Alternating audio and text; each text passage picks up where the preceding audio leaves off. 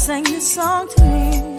There was a message in its melody, sweetest lyrics that I ever heard. There's a message in the songs of birds.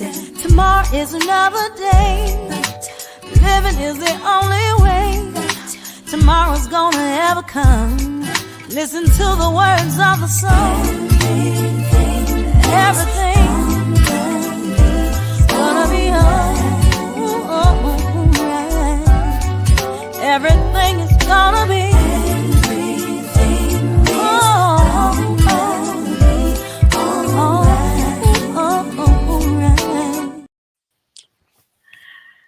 Greetings to everyone who's watching this right now live and to those who will be watching it online. I want to thank you for joining us.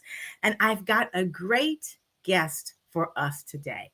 So today we're talking to Sally Raymond, and the topic is The Son I Knew Too Late, a guide to help you survive and to thrive. And I'm going to give you a little bit of her bio because I found it incredibly interesting. She is 81. Still a full-time psychotherapist since 1991, the year her eldest son's suicide forced her out to discover what she obviously missed that took him to self-destruct. She has a book entitled The Son I Knew Too Late, a guide to help you survive and thrive. And she tells the stories that she had to learn too late. She's framed to help parents and all the readers today to know how, age by age, to keep life worth the living. I want to thank you for joining me to talk about a subject that I know that is really dear to your heart. And I want to let you know that as a mother who lost her son to, my heart goes out to you. So thank you. Thank you for joining me today. So let's get started. Okay, and I've got some questions. So you wrote a book entitled The Son I Knew Too Late.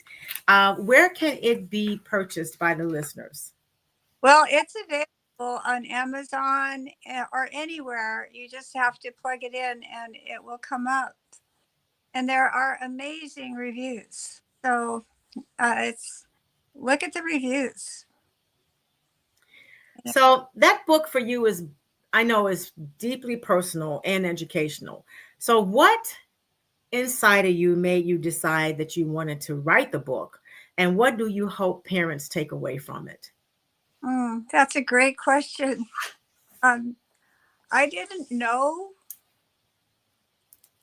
when my son committed suicide, I was just demolished. There was nothing of me left. I didn't know my past. I didn't know my future. I didn't know anything because he was part of all of it. And without him, there was nothing. And so I had to basically begin. And I was really lucky because I had just become licensed as a psychotherapist with the tools and the training most moms never have, to be able to possibly find out what I missed. And that was absolutely what was so compelling, that I couldn't escape it. I couldn't leave it behind, because knowing the truth could give me back some semblance of life. It would help me connect with him beyond the grave. And, you know, that whole odyssey of looking and seeking with the training I now had was really a blessing in disguise, because somehow the universe equipped me with what I needed to do in order to reconnect with what the truth was that I'd missed. And I found out that all the stories that I discovered are happening today to young people. They're not dead. They didn't die with him. They're all current. And so the reason why I had to write the book is as I kept discovering that each story was still alive and, you know, happening to young people and doing the same thing that it did to my son. I had no choice as a mother or as a psychotherapist. I had to tell his story in a way that would help others survive what we didn't. And that's what drove me. And it took 28 years to write that book. And that's because, and I wasn't goofing off, but I tell you, every story just took me out because it truly was something I hadn't put together before, and it would always be the biggest shock of my life, and it would just take me out for sometimes months and months before I could get back to the writing and the research. That makes sense. So you've said that we innocently default on our children in ways that harm them. So what are some common blind spots that we have as parents or even mentors? Oh, And there's so even many. aunts and uncles and cousins too. So because they have a whole family around them, as you said, that actually just doesn't have a clue about what's happening. Right. It, still, suicide is such a taboo topic. And kids don't talk about it. Parents don't talk about it. They don't know what to say. And it's their worst fear. And society doesn't acknowledge suicide in any real, Right. positive that actually helps people. So there's all these blind spots. And not asking questions is exactly what creates the problem. But we also need to know what to say and what to do. I've had a number of people in my life since my son committed suicide who became suicidal, and I was on them like white on rice. And and you have to ask, are you feeling suicidal? They'll tell you, and you'll see it in their eyes. Even if they don't tell you, you'll see. It's obvious. And then you go, no, you don't. No way. You don't know who you are. You don't know what's going to happen the next minute. And everything bad that happens to us is what helps us grow and become more resilient, more powerful, more insightful, and wise. And so every negative thing has a gift, but you have to live beyond it. You have to live in order to inherit the gift. Life is a courageous process. Yes. We have to be courageous and realize we're on an odyssey forward and up. And the bad things are what teach us the most. They really do. When everything is good, you're not learning very much. You're just enjoying. It's the bad things that force us to grow inside of us and get depth and get resilience and empowerment. And there's no end to it. But you have to take the risk, and you have to not take anything personally, but learn from it. If we just learn the lessons without sitting there thinking, oh, I'm XYZ, then you will just grow. That's true. So, but what are some examples as to how we innocently default on our children? Because I don't know that a lot of parents or even adults, aunts, uncles, think that they do that. Of course not. That Right. I We think we're perfect, right? oh, everything is the way it's supposed to be, right? No. One of the ways we have been continually defaulting on ourselves and our children and society itself is by not teaching social emotional skills in school. They haven't been taught since the Industrial Revolution because they decided that STEM classes took precedence over social emotional skills. But Yes, they social do. skills is what gives us our depth individually. It also sews us together as a community, and it creates a positive environment to grow in and have hope for the future. But if you don't know how to manage your emotions, if you don't know how to deal with strife between friends or family, and you don't know how to be, to critically analyze things in ways that, are positive and useful, you're going to do damage. And the problem is that the schools are leaving it to the parents to teach these skills when they were never taught them either. It's a recipe for complete disaster. And so, what I've been doing for the last 21 years is because I'm a therapist and I care so much about what my son didn't know that would have helped him survive the issues that he faced that took him out, which was insane because he was such a success. But um, so I go into classrooms and volunteer and teach 8 to 10 week classes in learning how to listen, learning how to critically analyze, learning how to say negative things to people they'll end up saying, "Thank you very much. I didn't know that." That really helps. And learning how to manage their emotions and manage their whole behavior to increase their efficacy and help them realize they matter, their stories matter, that they're all heroes in their own journey. And you just watch these just go to the skies. And it's a fabulous experience, but nobody's teaching these in school. And it's absolutely addictive. I can't not teach these classes because what happens with the kids, and it's just electric.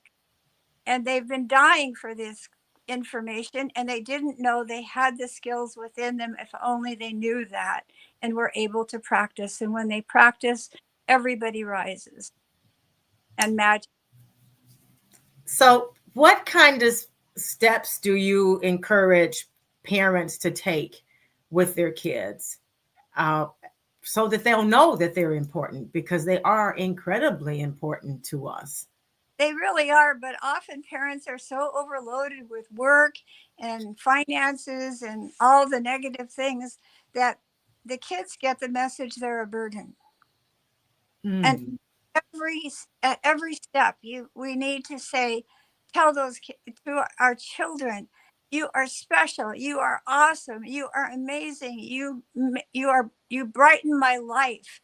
You make my life worthwhile. You are my heart, my soul, everything I live for." Because a lot of kids don't get that. They don't get nourishment. They don't get good foods, and positive statements are like food. Hmm. Really are, and they need that food. They need to know they matter, that they're seen as worthy, and that their process is important and they're important, and that there's nothing but we see positives for them. But we also have to be able to identify when they're in trouble, and when they start there's all kinds of red flags that if you pay attention and watch, you can definitely address it. But a lot of people don't know the flags and they don't know what to say. And those two things are how we completely default on children who are going through a tough time. So, what changes have you seen in students after they learn how to emotionally self regulate and communicate effectively? Well, let me give you some examples.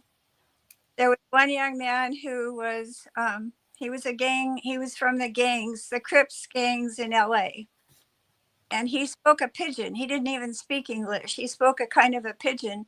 Okay. And his father had taken him out of LA so that because he knew he was probably going to be dead in not too long a time if he didn't. But this boy didn't know how to comport himself, didn't know how to speak clearly. He didn't know how to punctuate his sentences verbally. He didn't know how to dress. He didn't know how to do anything. He was really just a product of the street life in LA. And by learning how to speak and learning to stand up straight and learning to enunciate and tell a story to his peers, he learned how to use his body language. Learned how to use his voice and the resonance of his voice to make a difference. And at the end of our session, he had an interview for a job. And he came back and he nailed it. And he said, there would have been no way I could have ever gotten that job if it hadn't been for your class. And I really believe that. Another time, there was a class that they were considered, these were virtual enterprise class, where they've created a virtual enterprise, and then they became the different pieces of that thing, and then they had to eventually compete against 103 schools nationwide, to basically talk about what they did and how they created this class, enterprise, and talk about their different roles. And these were at-risk kids. When I walked into that class, the teacher greeted me by saying, these kids will be lucky to get a job at McDonald's. And I was like, what a terrible to basically have no hope for these children. And those kids looked brain dead. They were absolutely checked out. They were not paying any attention. They were on their phones. They were on computers. They were chatting with each other. They couldn't care less about what was going on in class. And I got their attention and I said, if you want to go to the beach, go ahead. Here's $5. You'll get there and I can guarantee you nothing more is going to happen to you there. But if you don't want to do anything, just get out of the class and get out of my hair. And they all stayed. And within a couple of weeks, you couldn't believe, all the hands were raising all the time. The kids' eyes were on fire. Everybody was excited. And at the end of 8 weeks, they went and competed against 103 schools nationwide. And they came back having swept 5 of the 7 awards. That's fantastic. That is fantastic. When I talked to the teacher, he was dumbstruck and he said, this is impossible. And I said, no, it's not. I said, this is a failure of your educational system. I said, if I can do this in 8 weeks, you have no excuse. But years later, I was out having dinner and I felt somebody tap me on the shoulder. And I turned and it was one of the girls in that class. And she said, I bet you don't remember me. And I said, hi, Stacy. And she said, I just wanted you to know that out of all the classes I ever took in school, yours was by far the best. Now that will keep me going for a long time. Because so just tell us a little bit more about it. I'm excited about it. So you were just the best. It's like, how did she even, I bet her smile was even bigger and better than it had ever been before too. Well, this girl had been panned by the teacher. He thought she was a horrible person. And all she was not trained. And when she was given the tools, she bloomed. And everybody else bloomed too. You can't help it. And every student sees the others, the kids, each other blooming, and they bloom. And it just creates a positive dynamic that just keeps rolling. And there's no end to it. And so that gave them hope that they too could succeed in life. They didn't have to just succeed in a virtual reality, they could succeed in reality.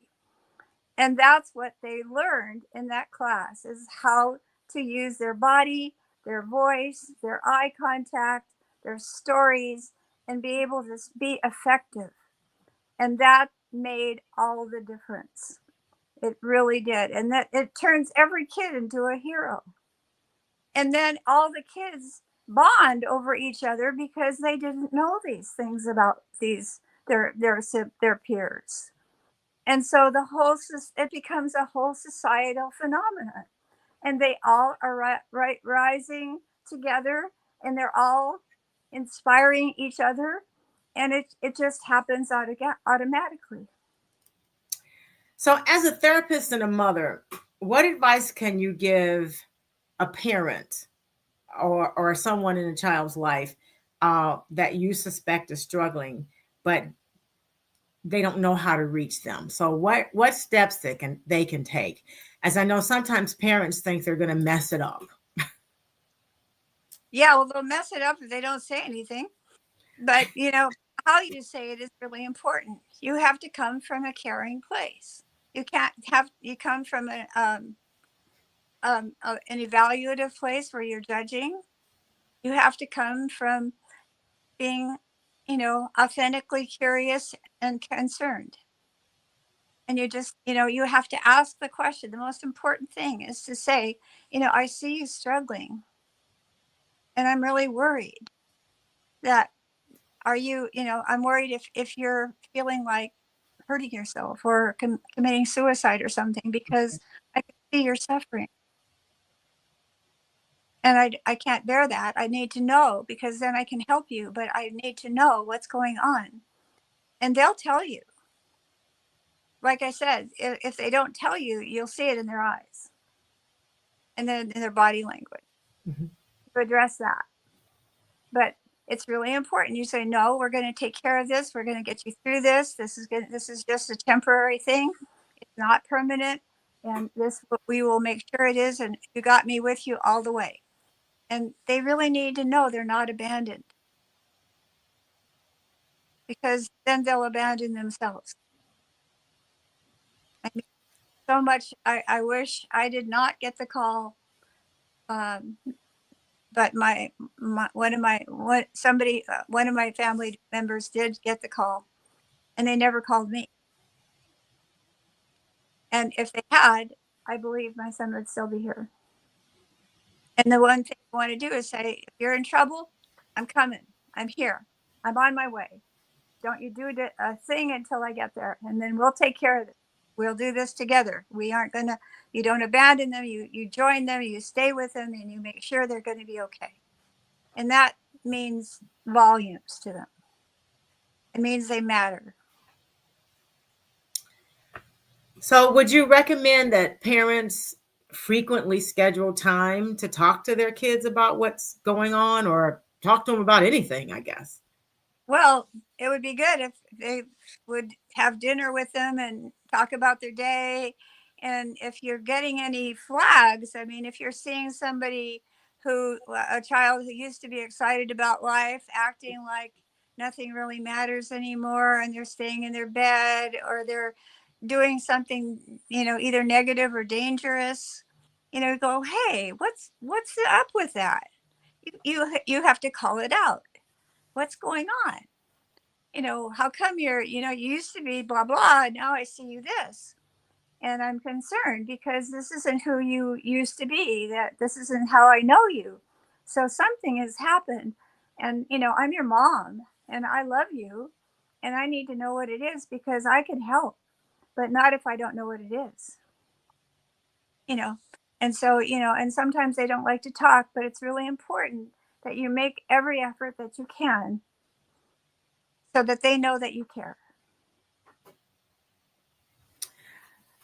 So, do you, like, in the course of a day, I guess it would be nice also if they would ask about how their day was, and, what went wonderful, or what didn't go so good, or what just went down the drain altogether, so that they could get used to you being interested. Because sometimes if this is new, don't they wonder what's going on here? Yeah, I mean, you have to create a climate where they feel safe to talk to you. Mm-hmm. And a lot of times, of course, when you get to be a teenager, the problem with teenagers is they're trying to become independent adults. And they're not willing to tell parents a whole lot of things because they're trying to take care of it on their own. But that's when it's really dangerous, because a lot of things happen in teenagers' lives that need to be discussed, but often parents are the last person they'll tell. And You're right about that. Yes. yeah, and you have to say, I know that right now this isn't a time when you want me to know a whole lot of things, because you're trying to take care of them on your own. But let's get you to some help, that somebody else who can do, talk to you, and you can trust, and they'll be there just for you, and you can tell them anything, and they'll help you get through it, and you won't have to tell me, because you're trying to individuate and become your own person, and I'm the last person you want to tell anything to now. But that's when you get them to somebody that they can trust, like a professional, and just say, you're way, way, way too important to ever make some kind of stupid mistake just because I'm the wrong person to talk to right now. But there are perfectly fine people who are available who can help. you know and I've been that to many people over the years. I've had over 29,000 sessions so far, and I've lost nobody to suicide. Wow, that is a lot. So, tell us a little more about your book. So, what are some of the things in the book that will help parents or first cousins or whoever has access to children, or even at some point, people who are just entering adult life, because sometimes they don't really know what to do either. So, what kinds of things can they learn in your book? Um, Well, this is a very simple book. I made it as simple as possible because I wanted it to work for everybody. I okay. wanted it to work for anybody of any age, where you can look back in your life and see where maybe some innocent mistakes were made in terms of your thinking or in terms of your development, and where you could actually know what to do to fix it, to help resolve it, so it doesn't have to continue to affect you in a negative way. But I'm using a developmental model, because this one doctor, his name was Eric Erickson, Hmm. created a model of human development, and at each age from birth on, there's a core issue. That at every age it's a different issue, because we're growing into more self, more resilience, more power, more all this. And so every age there's a core issue. And if it's met successfully, we grow to the next level and we're buoyed. But if it goes poorly, if it ends in a negative way, it can undermine the rest of the stages of life. And so it's really important, if you know what it is, then you know what to lead to. And you also know what to avoid, to keep life worth the living. And that's the one thing I did not have when I was raising my son. It was before I started my progress towards my master's and getting to be a psychologist. And when I read about Eric Erickson and that particular paradigm, I went, why didn't I know about this? Because it would have helped me be able to give my son a positive upward journey. And I would be knowing that I was giving him the very substance that's going to help him grow and become. But because I didn't know it, I put him at risk, and I the last thing I meant to do, but it was because I didn't have that information. So what the book is I'm using a story at every age from birth on, like from the first stage of life. The issue is trust. Can I trust my caretaker to love me, to care for me, or not? And if the answer is yes, it gives you trust and helps you trust others and trust life. Well, there's a story at every age with my son where things went wrong. innocently. I didn't mean, it wasn't my fault, but they happened. And I didn't know how to correct them. I didn't know what to do about them. And I lost my son over it. And I want people to know what to do at every stage so that they are empowered and that they know exactly what to do to keep life worth the living for themselves and their loved ones. And that was my book. Now, in today's society, there seems to be a lot of bullying going around from children to forced upon other children. So, if your child is experiencing that, what do you do as a parent? Well, this is a big problem in society today, and it's because we don't know how to handle social emotional skills. Ah, We are, this is exactly what's wrong. And one of the problems is school is teaches to the curve. And what the curve does in a classroom is it identifies a few people who are edges and everybody else is whatever. And what happens in the classroom creates a competition that's acted out outside of class. So the kids who are not identified as valuable, important, worthy, whatever, they're going to gang up on the kids getting the top grades. And they're going to find, or the kids that are most beautiful or different in some ways. And there's a whole lot of stuff. But it's all because there's a competition being created in classrooms artificially that is being acted out in negative ways with the kids to flatline the top people so that the other people have a chance. But we can do something different. We can teach to what's called criterion reference testing, where everybody has the same chance to get an A. That it democratizes the learning experience.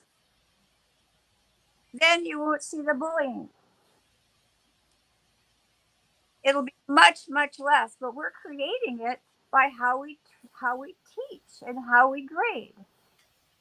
That is a big problem.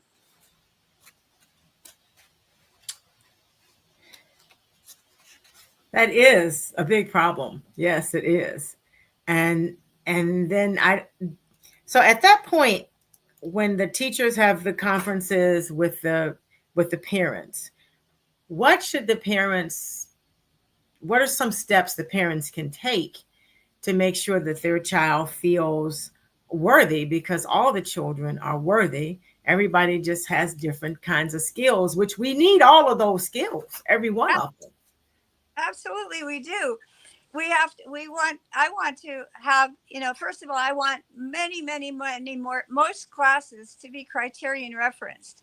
That will take care of a whole lot of really ugly dynamics that are being perpetuated innocently by the current paradigm. So explain for the listeners, what does criterion preference mean to you? Okay, a curve is, you take all the grades and then you put them through a filter where there's going to be 2 or 3 A's, 2 or 3 B's, and the rest C's and on, and then D's and F's. And that just creates an artificial competition. Criterion reference testing is whatever the grade is that comes out on the paper for the kid, that's their grade.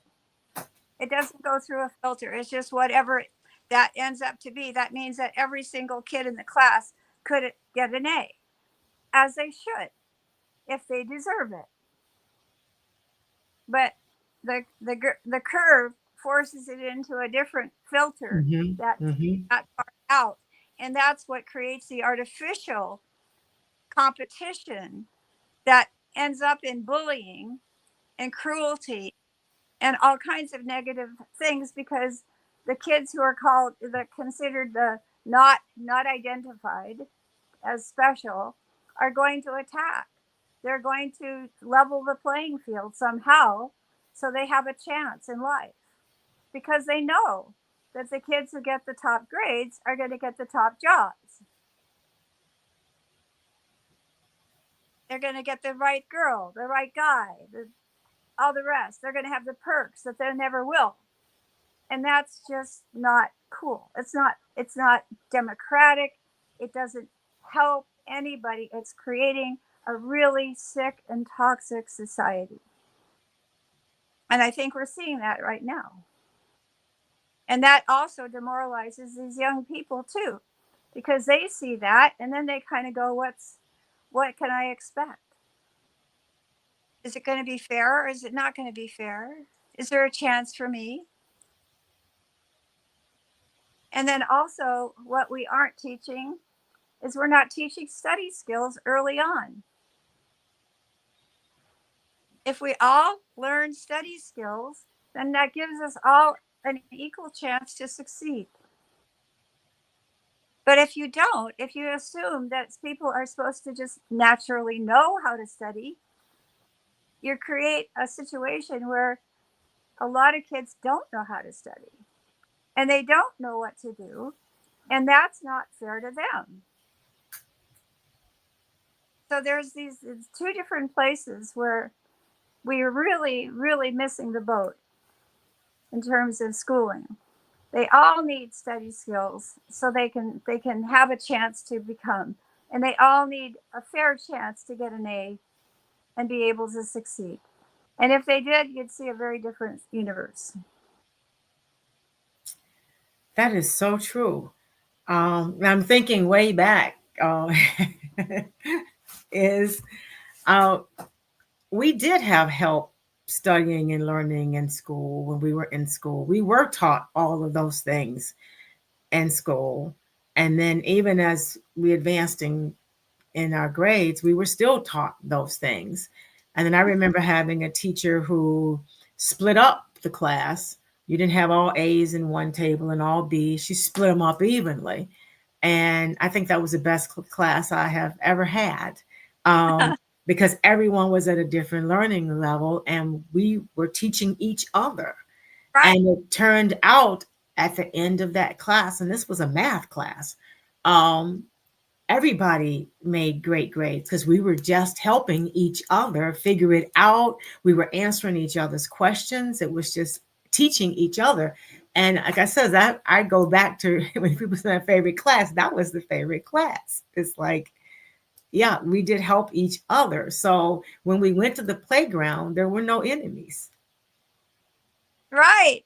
And that's what we are missing. We aren't teaching kids in ways that help glue them together to each other and bond them in helpful ways. And each kid can help another.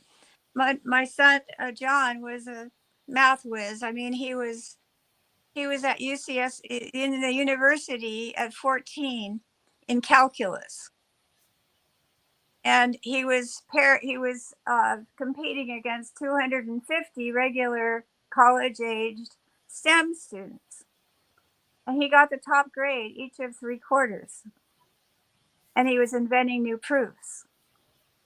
And what he did is the very next year he started tutoring calculus with his peers, and they had been hating him because he was the guy raising the curve way up where they couldn't compete, and they were really, really treating him horribly.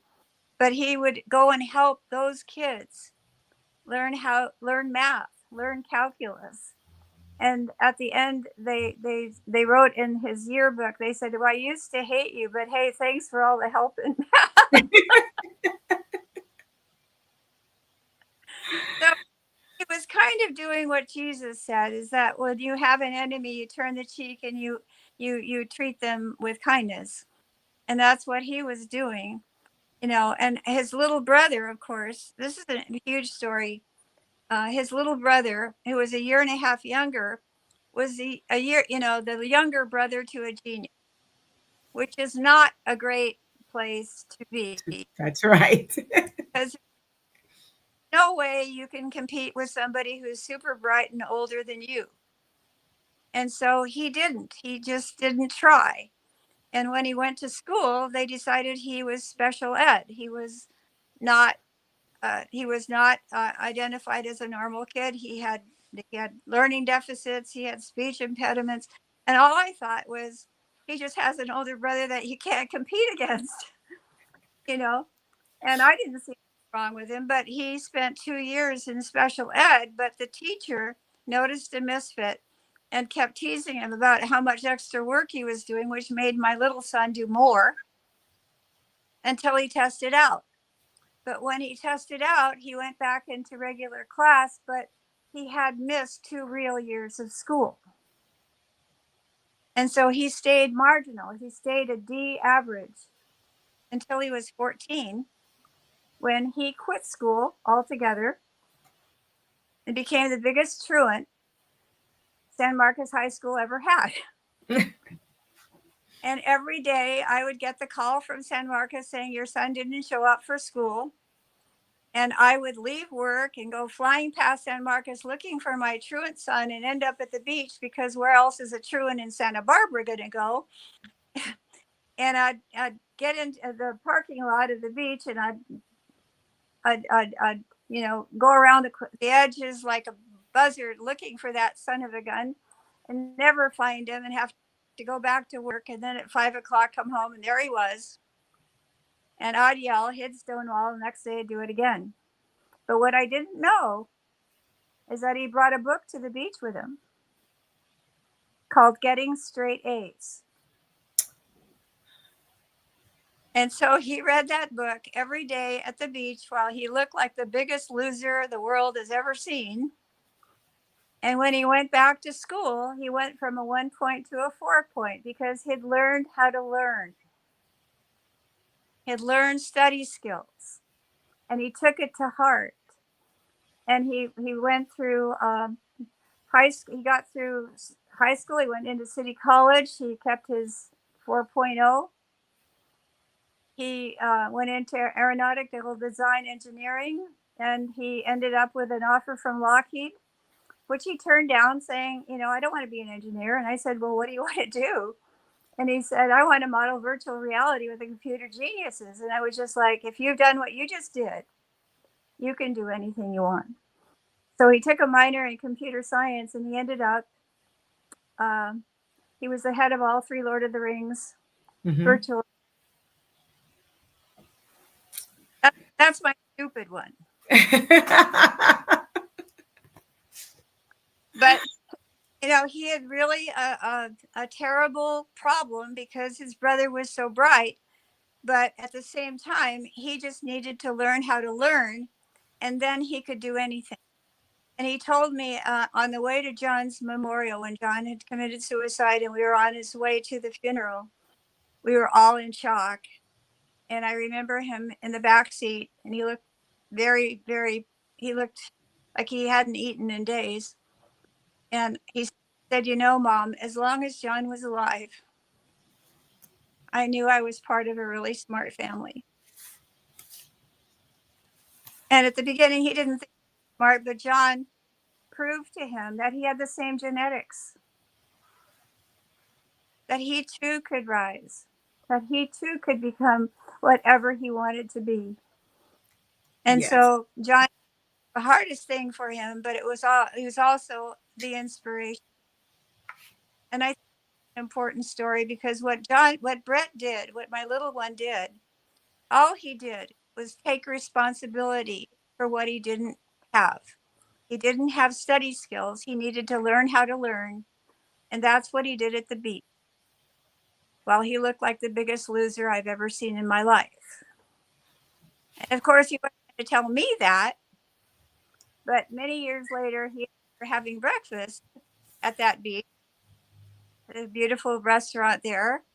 And all of a sudden, he stopped talking, and he looked around, and he smiled at me really big. And he said, remember when I used to cut school, and you'd come and do donuts in the parking lot looking for me? And I was like, yeah. And he's like, do you want to know where I was every single time? And I was like, yeah. He said, up on top of the bluff, eating a really great takeout breakfast, watching you drive yourself crazy. As he was reading his book. care of what was wrong. What was wrong, right? But So what are some easy tips that parents can use in order to get their kids to talk to them, or to talk to them to find out what's really going on, and then to get them to not only to communicate but to share and come up with ideas and ways to actually correct their problems? oh yeah, Because kids have a lot of great ideas. oh, they have a lot of great ideas, but they don't know it's safe to talk to their parents without being punished or thought badly of. What you do, and this is what my mom did, and it was really great. I used it on my own kids. Um, when I was like 5 years old, you have to start young. Okay. You have to start when they're all in. They're all, they're so malleable, and they need. And what my mother did is she said, I have to go to work now. I'm a single parent and I have to go to work, and you're a very smart and good girl. And I'm going to give you your perfect freedom. You can do whatever you want while I'm gone at work, on one condition. She said, as long when I come home, you must tell me everything that happened. And she said, I want you to know that no matter how bad you've been, if you tell me the truth, I promise to never punish you. But I must warn you that if I catch you in a lie, that's when you lose all your freedom. Now, I don't know about you, but I was like, perfect freedom? And all I had to do is tell the truth, and I'm 5 years old? Well, I did. And mom kept her promise. Whatever I did, I'd tell her everything, and she would laugh and tell me stories about her childhood. And it was just a wonderful, wonderful relationship. And it got stronger and stronger and stronger. And I tell you, if those guys that the few guys I dated when I was in high school had ever known that the moment I got home, I was going to tell mom everything that ever happened, they would have died. Um, So that's one very good tip parents can use. My mother did the same thing to me, and I did the same thing with my kids. So that is a really good tip for parents to no, use. you prove that you're safe to tell. You're safe to tell everything, and you aren't going to punish them. You're going to understand. You're going to, because if they have to tell the truth, that's enough. They will Right. jury themselves. They aren't going to do anything to disappoint you. They're going to sit there, and even if they do, you're going to understand. You're going to help them out. You're going to be positive. When there's no danger to telling, why wouldn't you tell? And it created the most incredible bond between me and my mom. And of course, when I was 16, I had to test it. And I was walking into school with my friend Jackie Taylor. It was a beautiful April day, and we were saying, gee, this is really pathetic. We have to spend this beautiful day in a classroom listening to a teacher drone on, and we just stopped talking. We stopped walking. We turned around and walked out and spent the whole day walking around Santa Barbara, enjoying each other and having absolutely wonderful conversations. And we passed by the courthouse where my mother worked, and I knew she was far too busy to ever look out a window. And I got home with very sore feet. And my mother came home, and she just said, how was school? And I said, fine. And she said, that's very interesting, because this afternoon I was taking my lunch at the top of the clock tower of the courthouse, and I saw two very familiar girls walking by. I had just bought my first car with my own money, and she said, give me the car keys. I'm selling the car. I told you I would. And she was right. She had said that if I lied, I would lose all my freedom. I lost my first car. And that was an enormous loss. And I had to save up all over again to buy another. But she taught me a heck of a lesson, and I respected her for it. Mhm. I respected her. It only deepened our feelings for each other because she was true to her word. And that's Yes, what you do. you do If, have to mean what you say and say what you mean. You really yeah, do. when you do that, you earn respect. Right. So remind the audience of the title of your book again. And do you have a Okay, copy of it handy, perhaps? I do. I do. The book is The Son I Knew Too Late, a guide to help you survive and thrive. And that is my promise to the readers. If you read this, you will know what to do and what not to do to keep your life and every life worth the living to the best of our ability. And that's the way to prevent suicide, is by keeping life worth living. It's so simple, but so important. But anyway, that's what I did. And if I could have saved my son's life, I would have. But this is a way to save everybody else's. And he's my teacher. That's right. He is your teacher. That's right. And we learn a lot from our kids. So I want to thank you for this. But there's one other little thing that I want to talk about is your 81 is still dancing with wild dolphins, right? Oh yeah, back from Europe. I'm actually 82 now, and I went to Europe. I went to Amsterdam, Athens, Genoa, and the furthest reaches of Calabria. And I drove myself alone in the dark most of the time up mountain roads in the back, in the most remotest parts of Italy. And I was in pain the whole time because I had some leg neuropathy. But I'll tell you, when you have to focus to keep on the road and you can't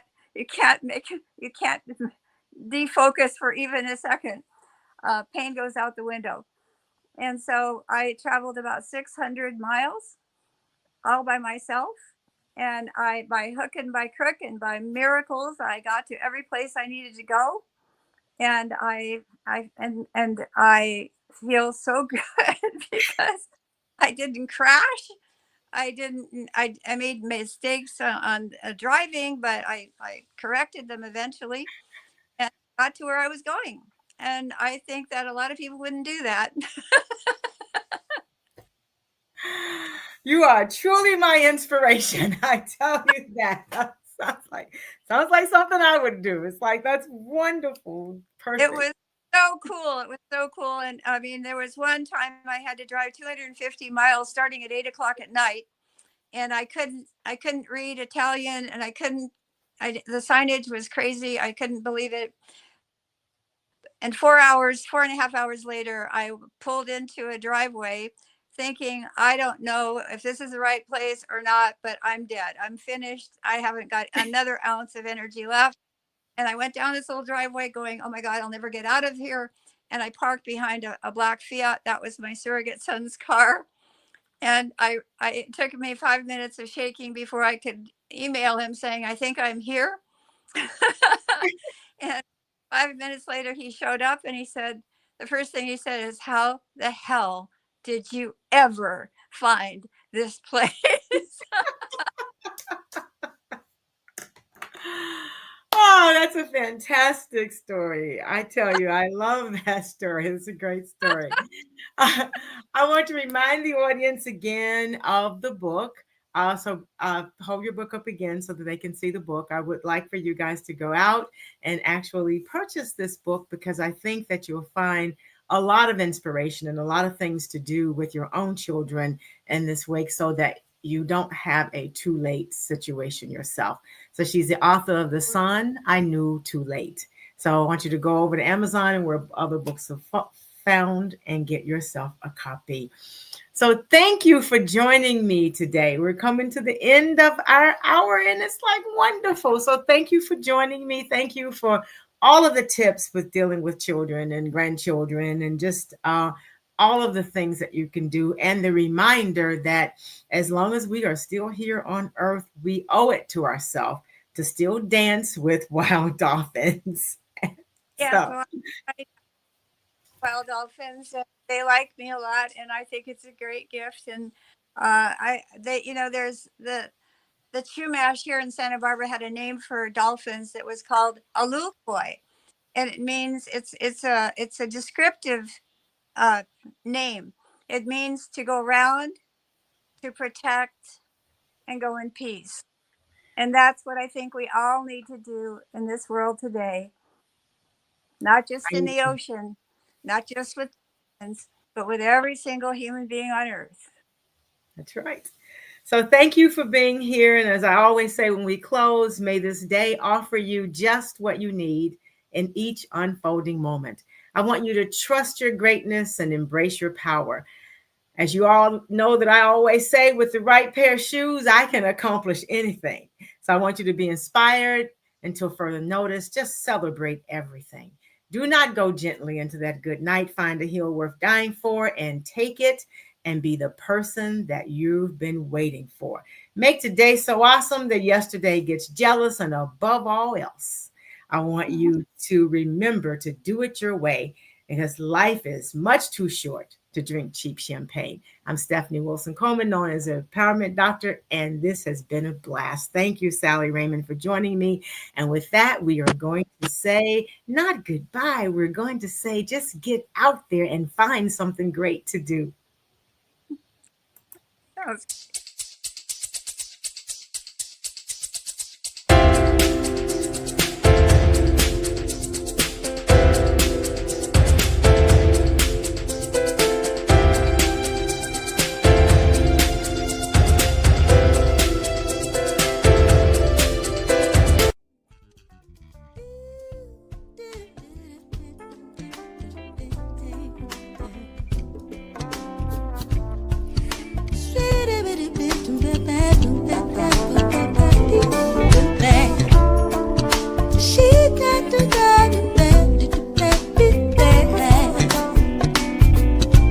Life's too short to drink cheap champagne, so I decided to buy me